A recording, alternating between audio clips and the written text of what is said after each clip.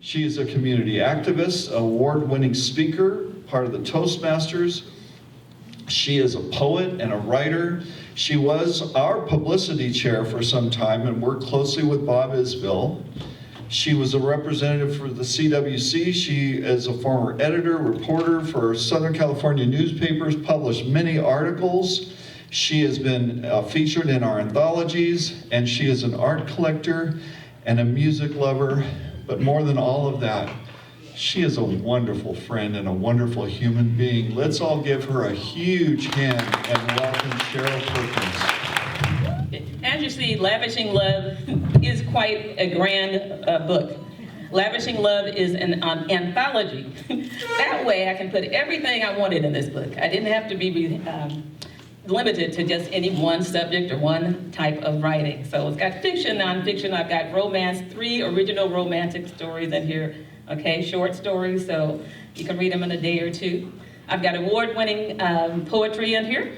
I've got some of the works that I've actually presented here before as the first time, and which have been in our anthology, that, as Mike said, so it's quite a hefty book. There are actual love letters in here. Real love letters to some of the people who are in this audience who haven't seen them yet. I think that's going to be my Valentine's gift to them. And I don't want to share those before they actually see them. But I refer to Lavishing Love as 7 books in one. Like I said, it's got a whole lot of stuff in it. Like I said, poetry, original hymns. There's a wonderful lament in here. And there's a section that is devoted in 4 parts to helping us lavish love on both ourselves and others. And no book would be complete without, drum roll, you guys can probably guess this, a journal, right? We all have, who has more than one journal? Who has more than one journal that they're not using? More hands went up on that.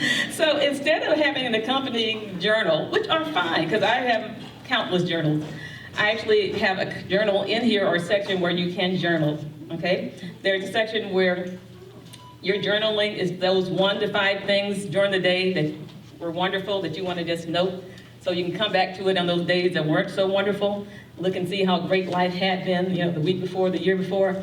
There's an area where you actually record who you want to bless, meaning people who have blessed your lives, who you want to do something nice for. And then there's 63 ways to lavish love on other folks. These are just suggestions, and we're going to have an exercise with that later today. So Lavishing Love, again, is a love letter. I say a love letter and a love song. As it says on the title, it's a love song through heartwarming stories of family and romance with poetry and commentary. Now, some of you know that my strongest writing is, and has been for a long time, commentary, opinion pieces. I've had some in the USA Today, LA Watts Times, Los Angeles Times regarding, you know, when I'm really moved about something that happened.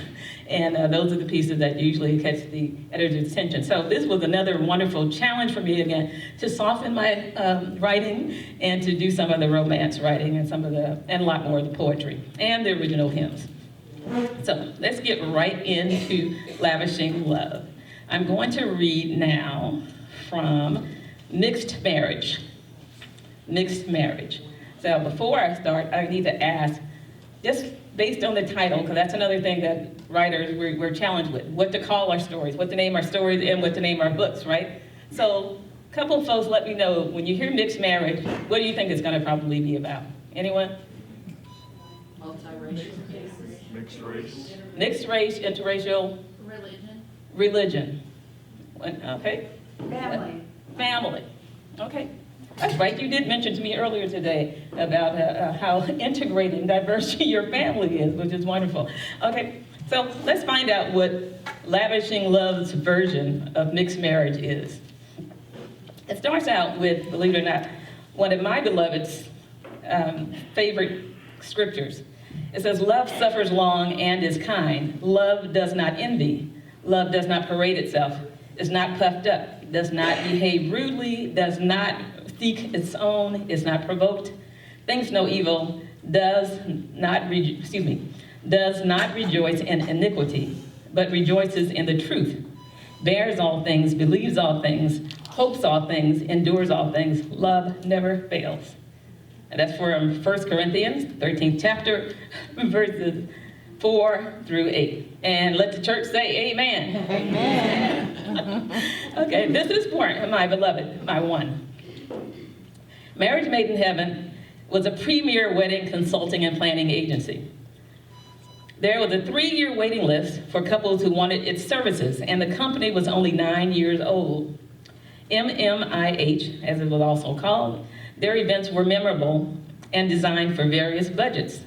The agency was popular for exceptional service because all clients received star treatment despite the celebration cost.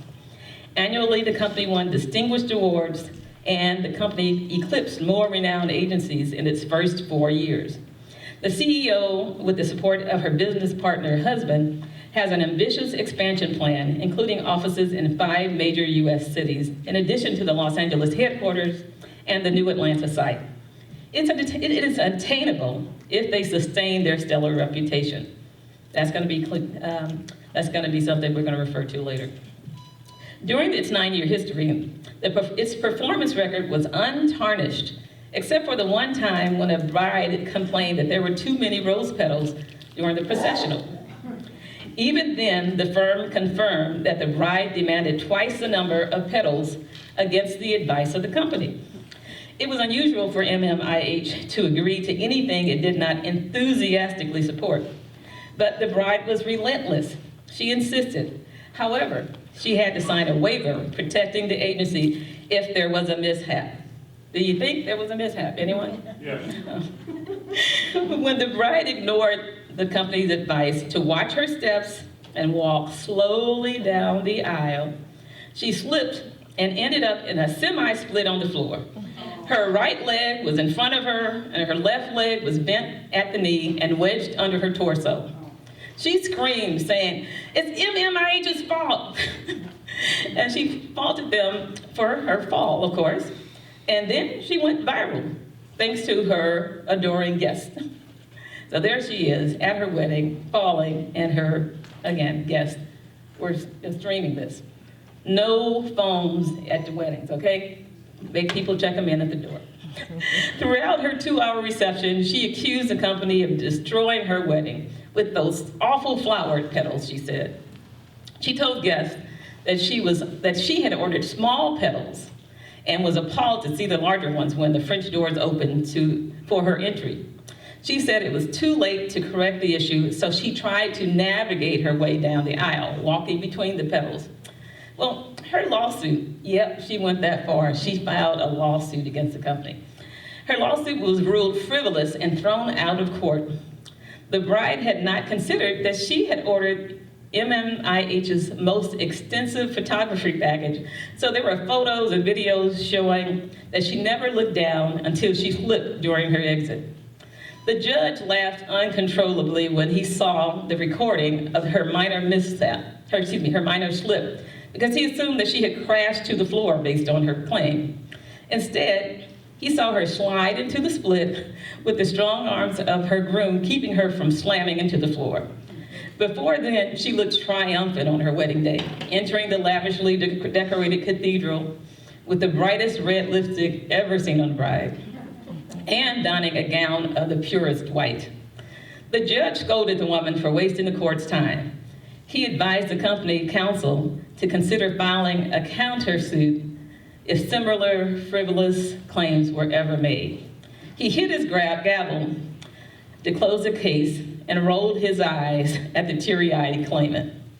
Now, the stellar reputation that MMIH had was due to the owner, that's Grace, relentlessness. I mean, she was a perfectionist, and she demanded perfection from her team. All of her associates, who she actually called co-workers because she felt like they were family. Now, she worked in this business with her, like I said earlier, her partner, Dexter, that was her husband. And to have this stellar reputation, to be the #1 company in the nation for weddings, I mean, it took a lot of sacrifice, right? Also, Dexter had his own business before she started this. He had a tiny home construction company. And when they met, he was a scout for music entertainers. So he was always scouting the country for new entertainment, American Idol kind of thing. So you can imagine this couple, high-powered couple, very busy, thriving businesses. So while they worked together to an extent, they also spent a lot of time apart. And because of, again, the stress of the job and how busy they were, their marriage started to take a hit. They used to spend a lot more time together than they did, during these last couple of years. And then because of her preoccupation with being a perfectionist, Grace started to have some physical challenges. She was just heart palpitations, nervousness. And then she had noticed that Dexter had started to change. He wasn't as attentive as he had been during the early stages of their wedding or their marriage life. So she was, again, starting to get stressed out from that. So, she kept saying, well, maybe she'll hire more people to help. But, again, perfectionists usually want to do everything themselves. Is that correct? Are there any perfectionists in the house? Those of you who just feel safer when you're doing the work. Okay, I see you back there. Okay, wow, okay. We've got a room full of perfectionists here. Okay, so anyway, after all that hard work and working so hard for so long, Grace finally had a day off. And this chapter is called Her Mind-Boggling Day Off. Grace was glad to have a day off, and she wished that she had scheduled a massage since Dexter was spending the day at the warehouse. 6 months ago, he landed a contract to build 5 tiny homes for a new master planned community. It was his largest order, and he was nearly finished. Dexter was meticulous and always completed projects on time or early. He wanted to finish this one ahead of the schedule and hoped to get more contracts with the developer. With nothing scheduled after breakfast, Grace decided to go for a swim instead of lounging around the house as she often did on her days off. Despite her creditable work ethic, she knew the importance of downtime and tried to work it in, but didn't get it in as often as she should. Today, she would swim laps, but pass on the jacuzzi. She didn't want to get too relaxed since she hadn't told Dexter that she was getting into the pool, which she usually did. She was thinking of who she could inform that she would be in the pool, who would keep her top of mind until she finished swimming and let them know that she was out. While she tried to think who else might have the day off, her mind wandered to 3 weeks ago when, moments before she planned to do that day's swim, her friend called from a popular breakfast spot in their old neighborhood. Gabrielle, or Gabby as she called her, was a real card. And instead of her normal greeting, like good morning, how are you doing? Gabby started out the conversation, you hungry? And Grace said, on her end of the phone, it's 11 a.m. and I just had oatmeal with blueberries and almonds. You need a lunch date or something? Nah, chick, Gabby said. I'm feasting my eyes on 2 hunks at the Nile and wondered whether you were on your way here too. I'm waiting for my blind date. Seems he really can't see because Brother Man can't make his way to the restaurant. And he was supposed to be here 20 minutes ago. Oh, I can't believe you're waiting for a possible new love and drooling over other men in the same place. I need to beef up my prayers for you, Grace said with a smile. Nah, girl, if you didn't know that your man was up here with that pinstripe-wearing lawyer, maybe I need to be praying for your behind. Okay, sister, spill the beans, Grace said, instantly losing her sense of humor. She thought Dexter was at the warehouse. I've been here maybe about 30 minutes, and I saw your man walk in with the billionaire lawyer as soon as I walked in the door. I could smell that ovation and Armani before I saw both of them. Grace's lips parted widely, and she was lost for words. She couldn't believe her friend could detect her husband's favorite cologne in a restaurant filled with the aroma of bacon fat, maple syrup, coffee, and buttery biscuits. Before her shock became evident to Gabby, she said, oh, yeah. So you knew he was heading this way, Gabby asked. To tell the truth, no, Grace admitted. I figured you didn't because you love this place, and I couldn't believe my eyes seeing him with that lawman and not you. At first I thought maybe you had a meeting in the ladies' room, and you'd be back real soon. Well, Grace said, no, no, no, no, no. I didn't have a meeting in the ladies' room, but he better be back home real soon. Both women laughed. Seriously, I thought he was at the shop, but a man's gotta eat. He'll probably call to see if I want him to bring anything back home or surprise me with the cheesy grits that, thanks to you, my mouth is watering for now.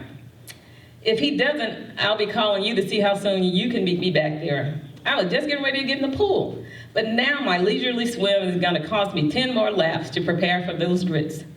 Oh, and the biscuits. Sister, you have turned my day off into a workout session, but no worries. Before Grace asked Gabby whether she had greeted Dexter when she arrived at the restaurant, Gabby rushed off the phone. Gotta go, girl. Seems Mr. Lakefreight is here. He looks good, too. Talk to you later. Grace didn't ask Dexter about the Nile and was surprised and disappointed when he didn't mention it being there. She was more disappointed that he didn't bring home the cheesy grits, which he still craved, and her concern about their marriage intensified. Why is he meeting a lawyer without telling me?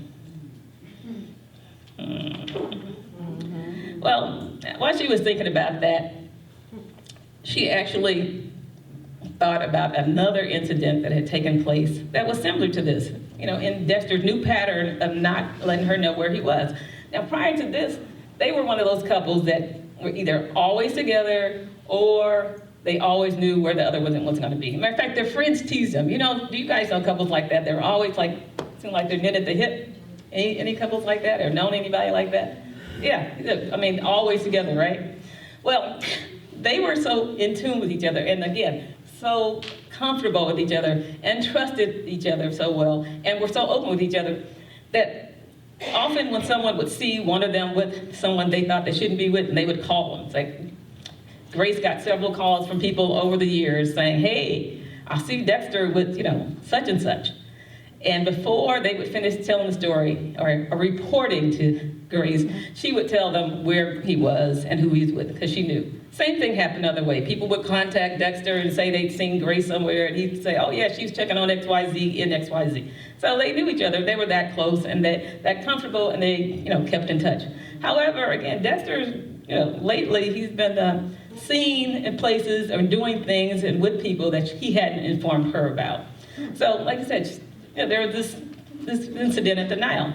And then there was one other incident that actually bothered her worse, and she thought about that. So, after she did some laps, she tried to relax.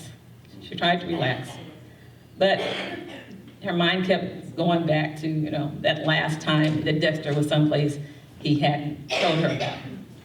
So, that day, she ran into him and her closest friend outside a flower shop. And it was more upsetting than this previous incident. Grace was with her friend from church, Lorado.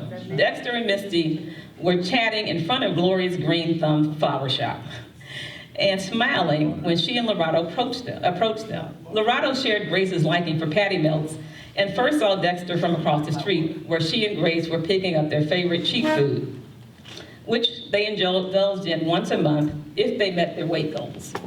Grace had been salivating after retrieving her patty melt on fluffy, buttered rye bread that the hamburger joint owners ordered from a bakery in Watts.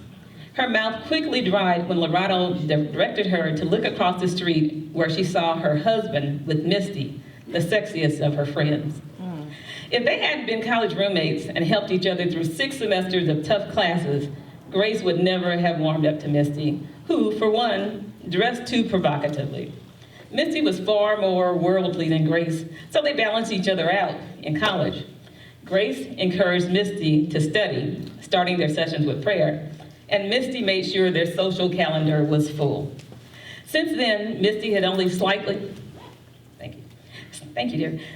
Since then, Misty had only slightly refined her wardrobe, preferring low-cut dresses and blouses of silk and other clingy fabrics. Okay, excuse me. Thank you, dear. For those on camera, Dudley's been kind enough to bring me some water. Appreciate it, dear. Oh, okay. Okay.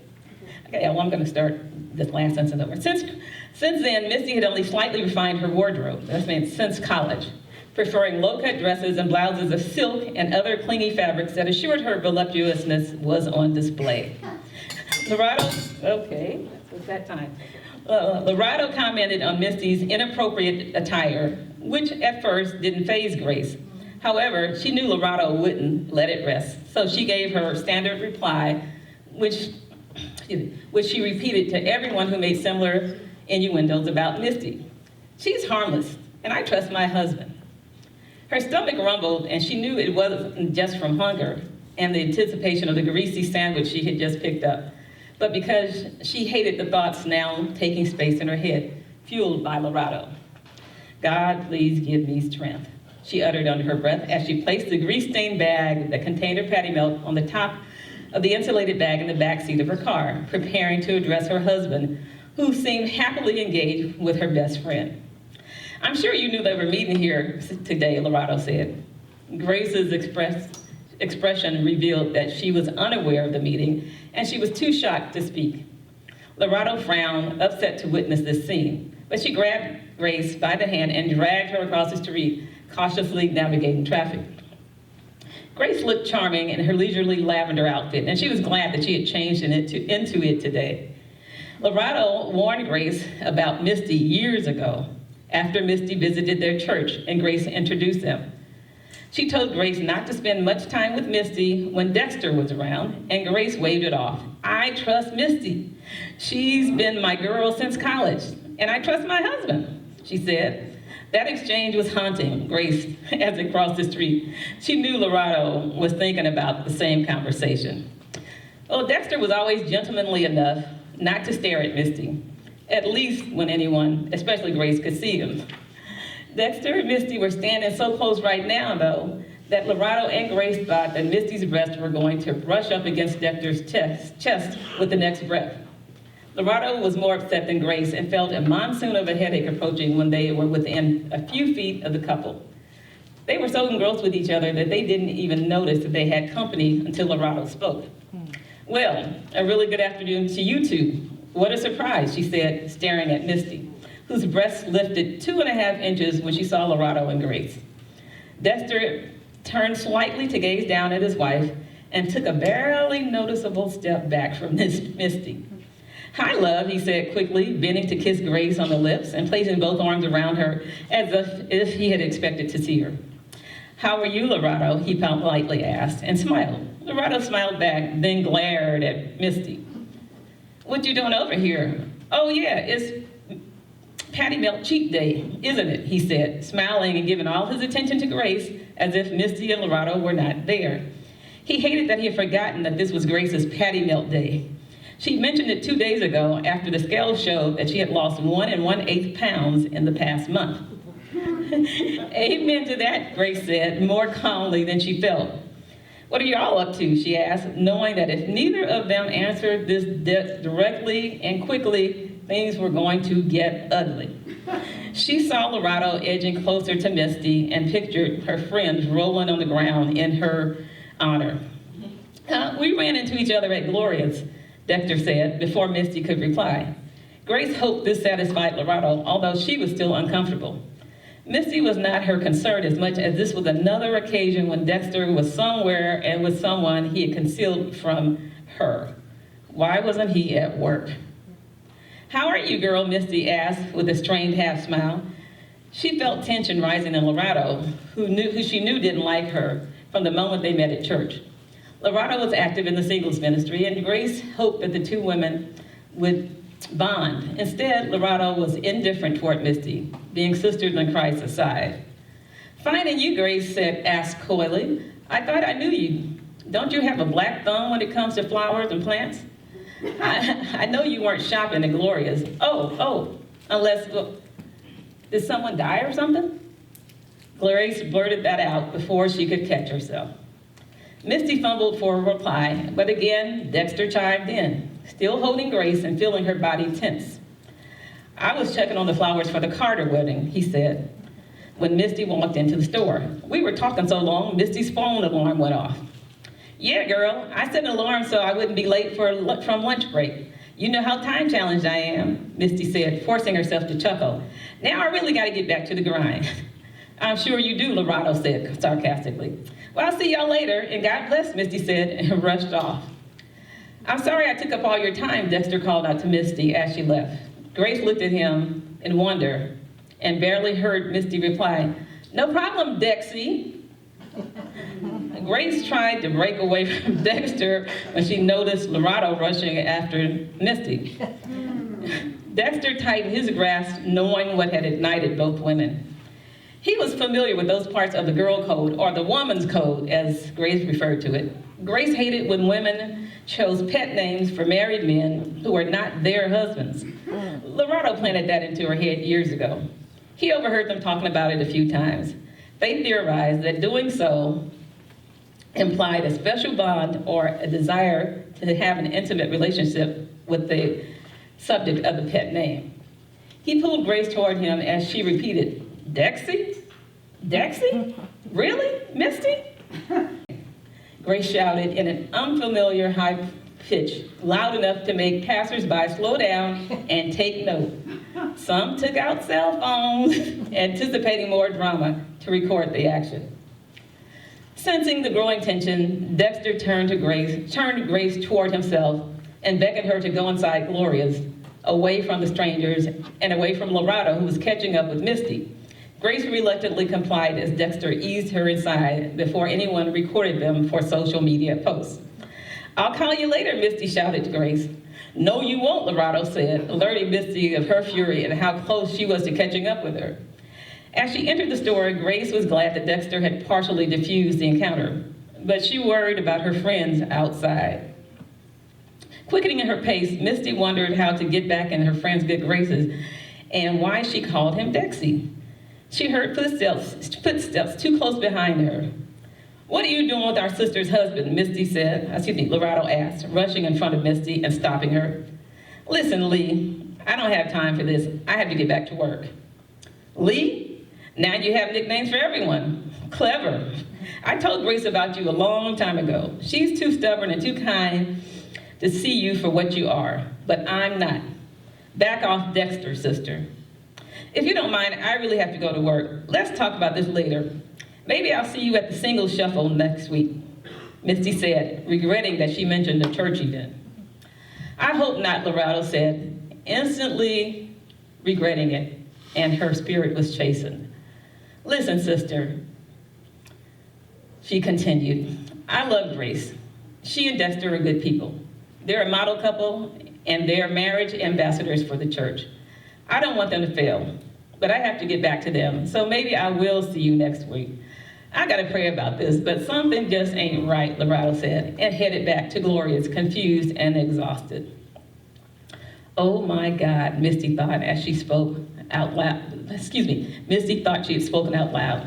Getting into her car, she realized how bad it looked to Grace, finding her best friend and her husband together without knowing about a meeting between them, and then hearing her call Dexter Dexy. It was soap opera 101.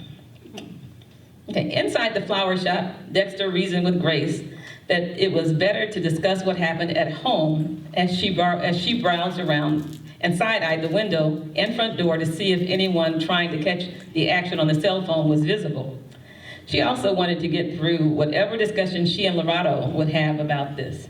With their food cold by now, they would have to microwave it, which never was as good as eating it when it was freshly prepared. Dexter checked outside before waving to let Grace know that the coast was clear and there were no onlookers. They met Lorato, who had made it back to the store, and they walked silently to the end of the block, holding hands as they often did. They crossed the street, went to Grace's car, and Dexter kissed her on the cheek before she drove off with Lorato. He watched until they were out of sight, and as soon as he entered his car, parked around the corner, he texted Misty. "Close call. Thanks, and I apologize for your friend." Misty's instant reply was, "Okay, let's give her time to chill." Thank you. To chill out, Evan, chill out. Okay. If there were time, I'd ask you, what do you think is going to happen here, and who's the culprit? But I'm not going to do that. Instead, I'm going to lead you to another exercise. And Mike, did the handouts go out? Yep. Okay, we had some handouts. And I'm going to give just a couple different ones to Dudley, because there's something on the back of this one I want to share with folks. As I said, just a paper. Well, yeah. Everybody has it, probably. There's a second sheet. There's something in the back sheet. Okay, as I mentioned, there's a section in Lavishing Love where you're encouraged to lavish love on other people. Specifically, there's a section or a chapter called Express Appreciation, one called Love Yourself, where you hone in on yourself and give yourself a pat on the back and encouragement. There's the Best of the Day journal, as I mentioned, where you write 1 to 5 things a day that you are appreciative about. And then there's 63 ways to lavish love. These are not orders, it's just a suggestion, or ways that you can just lavish love on others and, as well as yourself. Do some of these things, nice things for yourself. So you see you have a sheet that has, does everyone have a sheet? Yes. Everyone have? Okay. 63 things. You see that the sheet does not include all 63. We don't have time for that. However, I want you, as the music plays, which is again part of the soundtrack of this book, and again there's a well-curated playlist that goes along with every chapter of the book that I think you'll enjoy. So I want you to spend about 5 minutes looking at the sheet and selecting 3 of those numbered items that you will either do or someone has done for you. And I say when you'll do, that you'll commit to doing something within the next couple of weeks. Or something that, when someone lavished love on you, check that off if somebody's done something for you recently. Or if you've actually already done something, one of those things. Music, please. So spend a couple of minutes deciding and,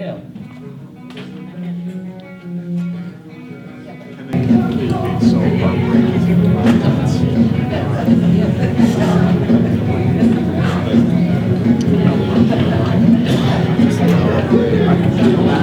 Every scene.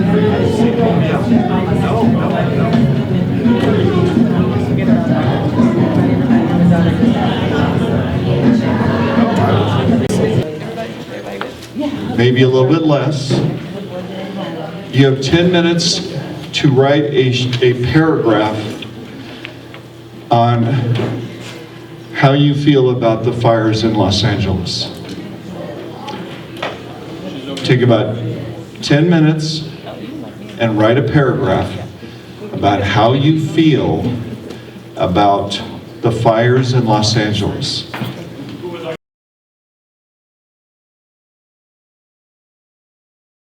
I am happy to join with you today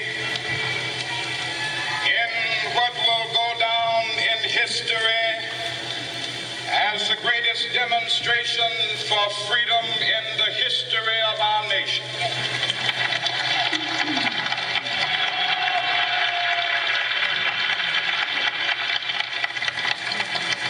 Five score years ago, a great American in whose symbolic shadow we stand today signed the Emancipation Proclamation. This momentous decree came as a great beacon light of hope to millions of Negro slaves who had been seared in the flames of withering injustice. It came as a joyous daybreak to end the long night of their captivity. But 100 years later, the Negro still is not free. 100 years later, the life of the Negro is still sadly crippled by the shackles of segregation and the chains of discrimination. 100 years later, the Negro lives on a lonely island of poverty. I have a dream that one day this nation will rise up and live out the true meaning of its creed. We hold these truths to be self-evident, that all men are created equal.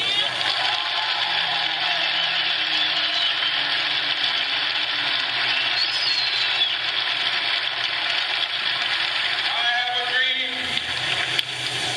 that one day on the red hills of Georgia, sons of former slaves and the sons of former slave owners will they be able to sit down together at the table of brotherhood. I have a dream. Okay.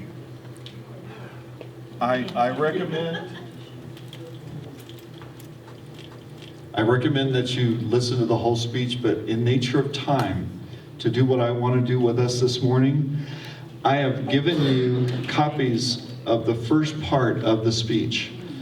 But we're writers, and as I was studying and listening and enjoying the power of this speech, this is one of the most powerful speeches ever written. But there's a reason why it's powerful, and there's something we as writers can learn from it.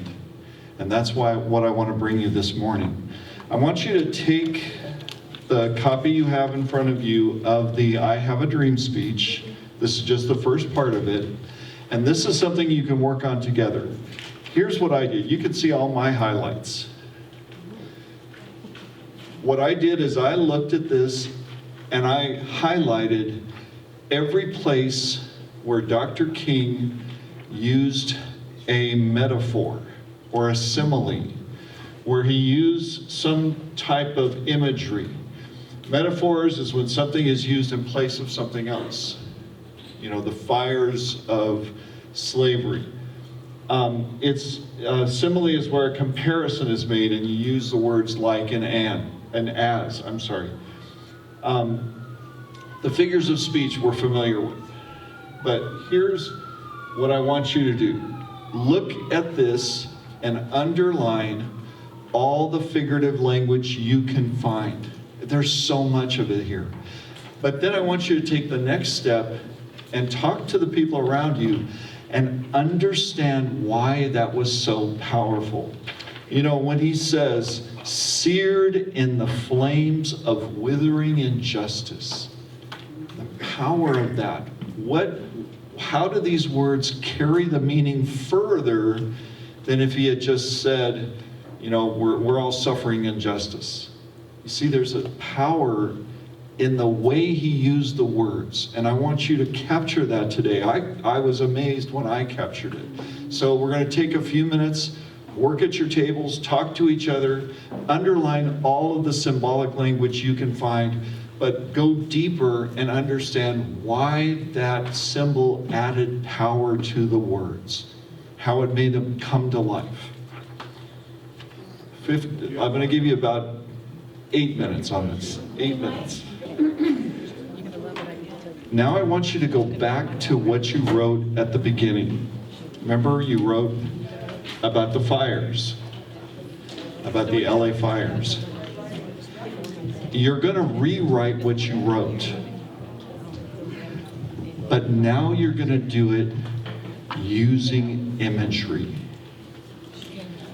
Because if you're like me, I did this exercise myself, and I wrote a paragraph about the fires. Then I went through this process myself and saw the power of the imagery, and then I went back to what I wrote before and rewrote it, and the difference is amazing. So take a few minutes, go back and rewrite what you wrote, but try to infuse in it imagery that is powerful and that lifts the words off the page and brings them to life. Absolutely ashamed after listening to yours. Because my first impressions, besides a disaster, because I've lived here a very long time, and I've seen some really, really bad fires. But my first reaction was not about the people and their lost memories. It was my own personal observations. Clouds smothered one of our largest cities with ash and tears. Dreams destroyed. Hopes vanished with every hot ember. Blame poured out of the entire corner of our country instead of out of fire hydrants, water out of fire hydrants. The roaring Santa Ana winds claimed their prize with terror and doubt. Those charged with solving the problems scurried in the brightness of the flames. The day before, I heard the weather report. The meteorologist said there would be winds of up to 100 miles per hour. The potential of fire was there. The added problem was drought. Next day, there it was, flames, murdering people, pets, destroying goods. Second one, the weather report was shocking.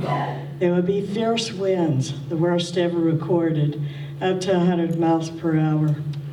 Fires, drought, both horrors and together killers.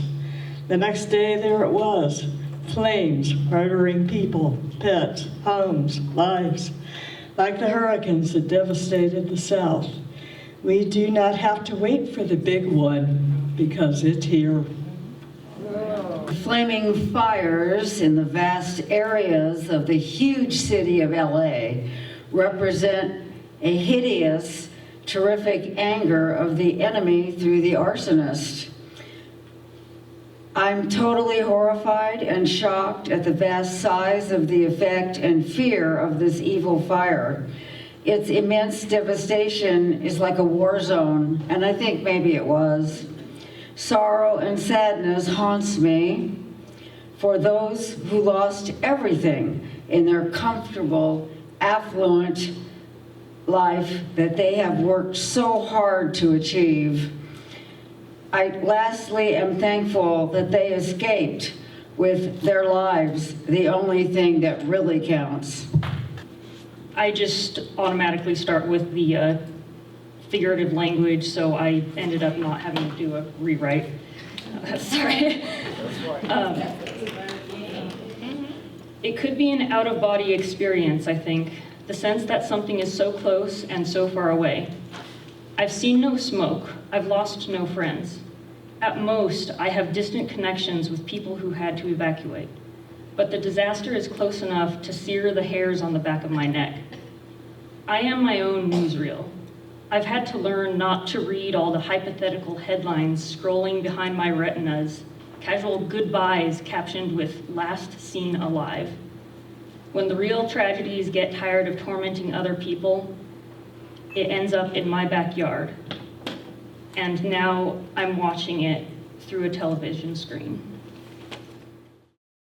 I hope you've taken an opportunity to deepen your understanding of figurative language. Martin Luther King Jr. was the master of it. He really was. He was the master of figurative language and using its power to move people's hearts. That's what we all want to do, and I hope that we all will leave this morning with a new tool that we can use to move people's hearts around us. Thank you guys so much for this morning, and we are done.